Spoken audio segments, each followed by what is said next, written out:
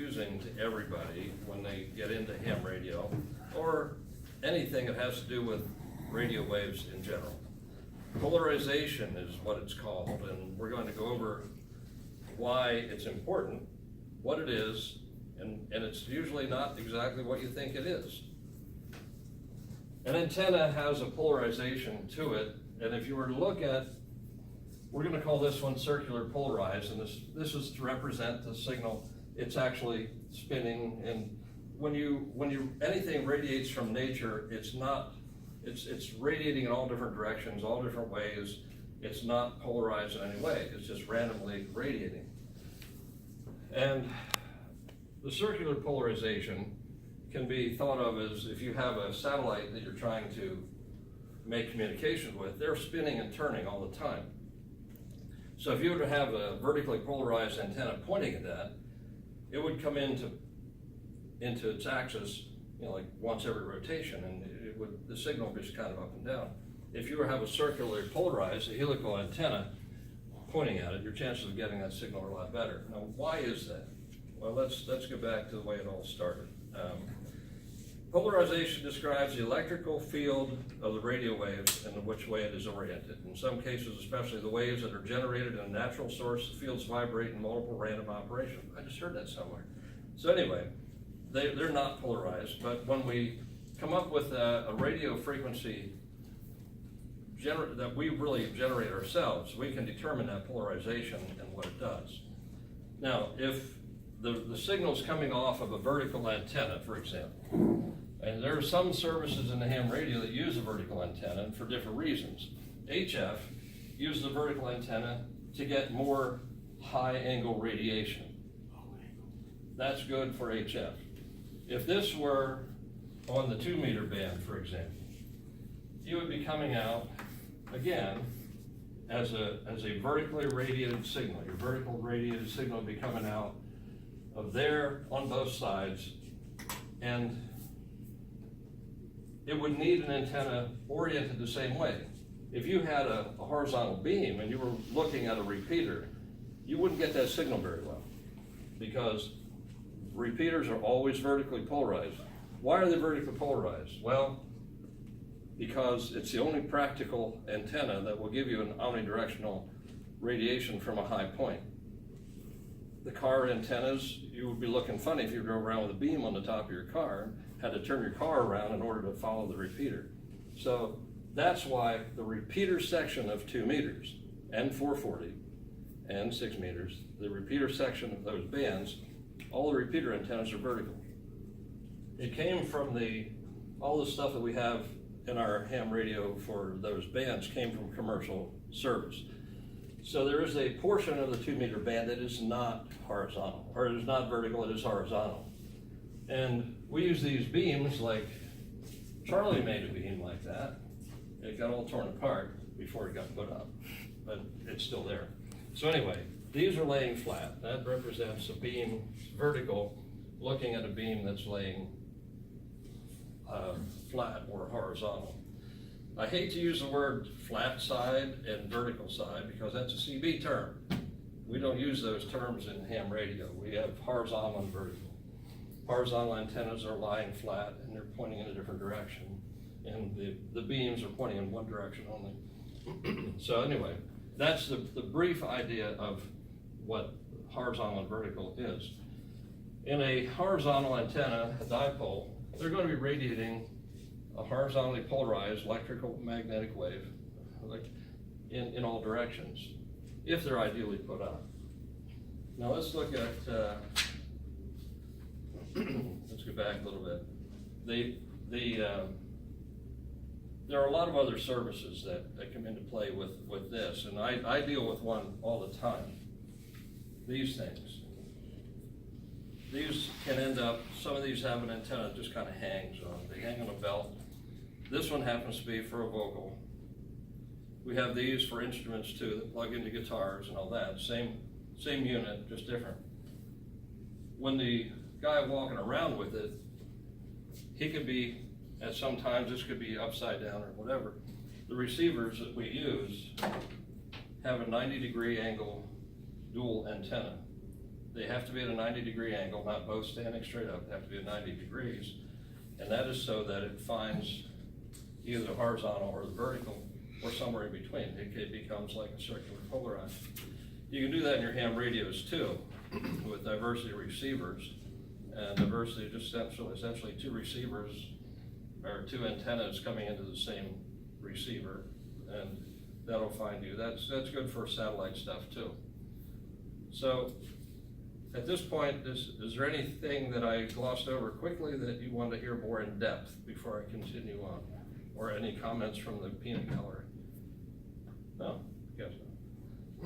Okay, if I would have done slideshows, they would look a lot better than that, I'm sure of it. So now, I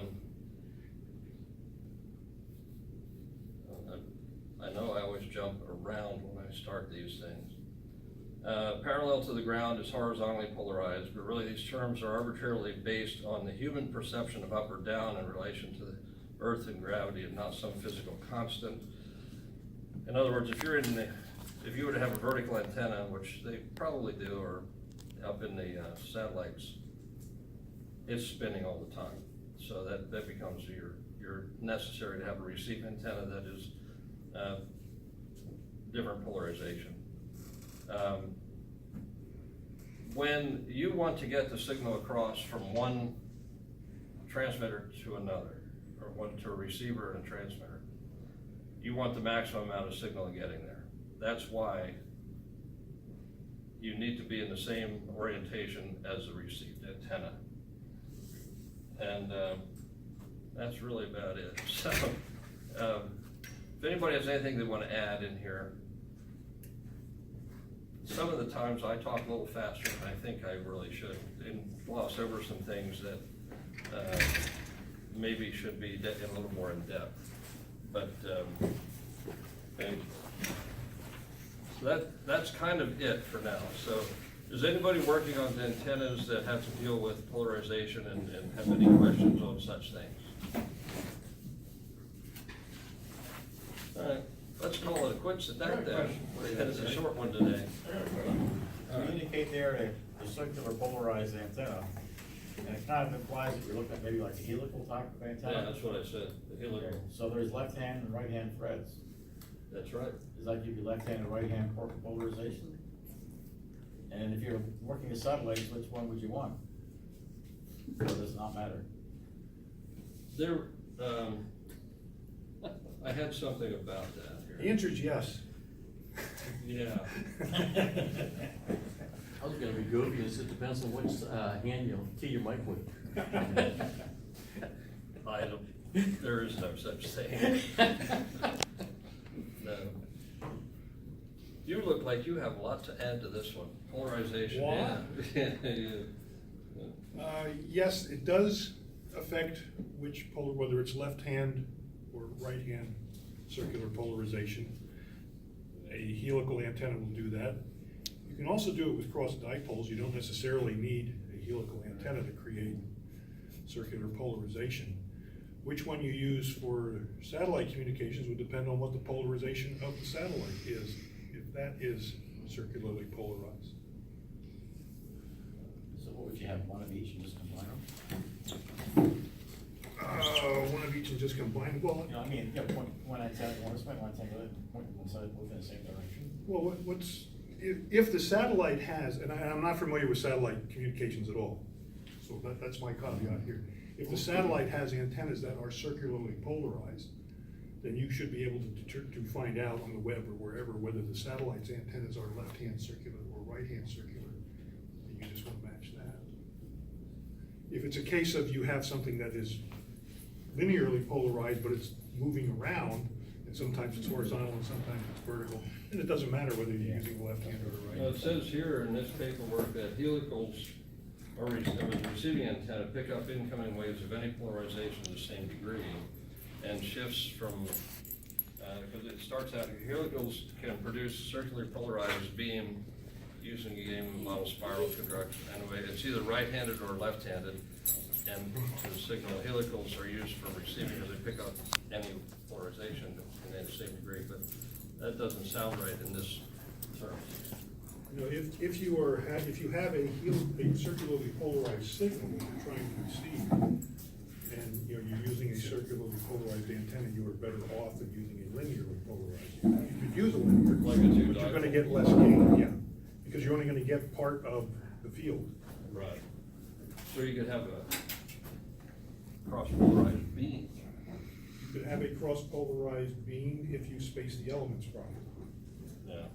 Because don't forget, it's doing this, so if you just do that, one of them is not gonna be in phase. You need to do that based on what wavelength.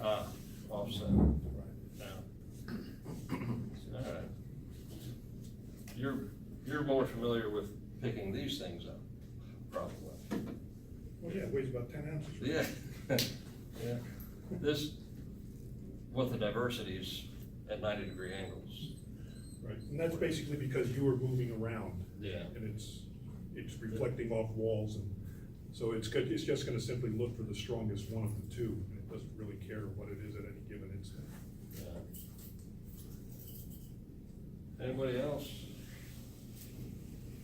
No? Well, that's kind of it for today. I've been a little busy and didn't put together much more of a compiled thing, but it was something I wanted to touch on is polarization a little bit. And when you look it up on the internet, don't look for the antenna man. He's the guy you don't want to take anything from. All right, that's all I got. He's got soft polarization and north polarization. Yeah.